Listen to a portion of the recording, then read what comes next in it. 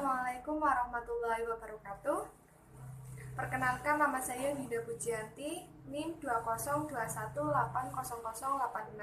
Teman-teman, di sini saya akan menjelaskan tentang sistem peredaran darah pada manusia. Semoga dapat bermanfaat bagi kita semua. Sistem peredaran darah manusia. Sel darah terdiri atas sel darah merah atau eritrosit, sel darah putih atau leukosit, dan keping pembeku darah atau trombosit. 90% dari plasma darah terdiri atas air dan sisanya merupakan berbagai macam zat terlarut seperti protein, glukosa, asam amino, lemak, mineral, enzim, dan zat-zat yang lain. Teman-teman, apa aja sih alat peredaran darah pada manusia? Yang pertama itu jantung. Jantung berfungsi sebagai pemompa darah agar dapat beredar ke seluruh tubuh. Jantung dibungkus oleh selaput perikardium. Jantung manusia mempunyai 4 ruang. Pada aorta terdapat katup semilunaris untuk mencegah agar darah tidak kembali ke jantung. Yang kedua, pembuluh darah. Pembuluh darah terdiri dari pembuluh nadi atau arteri, membawa darah dari jantung ke seluruh tubuh. Darah arteri merupakan darah yang terpompa dari jantung. Oleh karena itu, bila arteri terluka, maka darah akan mengalir dengan deras. Darah yang melalui arteri ini mengandung banyak oksigen dan sari makanan, sehingga warna darah pada arteri merah cerah. Dinding arteri tebal dan elastis, serta hanya mempunyai satu klep pada aorta. Arteri letaknya agak di dalam sehingga tidak tampak dari permukaan kulit. Vena atau pembuluh balik, membawa darah dari tubuh kembali ke jantung. Darah pada vena mengandung karbon dioksida sebagai sisa pembakaran di sel, sehingga warna darah pada vena berwarna lebih gelap bila dibandingkan dengan darah yang terdapat pada arteri. Pembuluh kapiler atau pembuluh darah rambut merupakan tempat berlangsungnya pertukaran gas.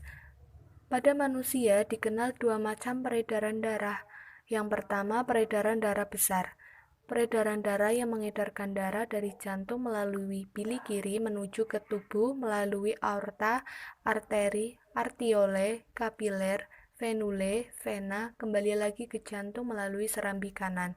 Yang kedua, peredaran darah kecil adalah peredaran darah dari jantung melalui bili kanan menuju ke paru-paru melalui arteri pulmonalis, paru-paru, vena pulmonalis menuju ke jantung melalui serambi kiri. Kelainan atau penyakit yang berhubungan dengan sistem peredaran darah. Yang pertama, sakit jantung. 2. Tekanan darah tinggi. 3. Tekanan darah rendah. Anemia atau kurang darah. Thalassemia atau kelainan darah. Leukemia atau kanker darah. Aterosklerosis atau pengerasan pembuluh darah. Anemia atau kurang darah adalah kondisi ketika tubuh kekurangan sel darah merah yang sehat atau ketika sel darah merah tidak berfungsi. Thalassemia adalah kelainan darah yang diturunkan dari orang tua. Kelainan ini membuat penderitanya mengalami anemia atau kurang darah. Leukemia adalah kanker darah akibat tubuh terlalu banyak memproduksi sel darah putih abnormal. Aterosklerosis adalah penyempitan dan pengerasan pembuluh darah arteri akibat penumpukan plak pada dinding. Untuk menjaga kesehatan sistem peredaran darah, maka lakukanlah olahraga secara teratur, hindari makan makanan yang mengandung banyak kolesterol dan lemak, aturlah diet untuk menghindari obesitas atau kelebihan berat badan, selalu berpikir positif, hindari kebiasaan merokok, makan makanan yang bergizi. Teknologi untuk mengatasi kelainan atau penyakit pada sistem peredaran darah. Yang pertama, transplantasi jantung. Teknologi ini mengganti jantung yang sakit dengan jantung yang lebih sehat melalui operasi. Yang kedua, angioplasti. Teknologi ini membuka sumbatan plak atau timbunan lemak pada pembuluh darah dengan memasukkan kateter. Selanjutnya, ke dalam kateter dimasukkan kawat kecil yang lentur melalui lokasi penyumbatan. Pada kawat tersebut sebelumnya dimasukkan balon yang masih kempis. Terapi gen.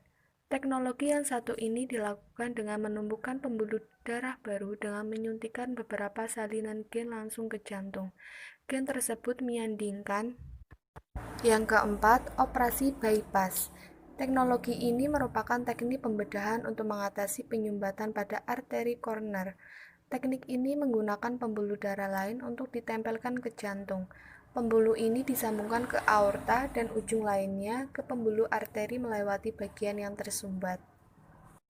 Kesimpulannya adalah, selain berperan sebagai penyalur zat, sistem peredaran darah pada manusia juga memiliki fungsi penting yang lain, yaitu mengeluarkan zat karbon dioksida sisa proses metabolisme tubuh melalui paru-paru, menyalurkan hormon ke seluruh bagian tubuh, menyalurkan suhu tubuh secara merata, mempertahankan kinerja.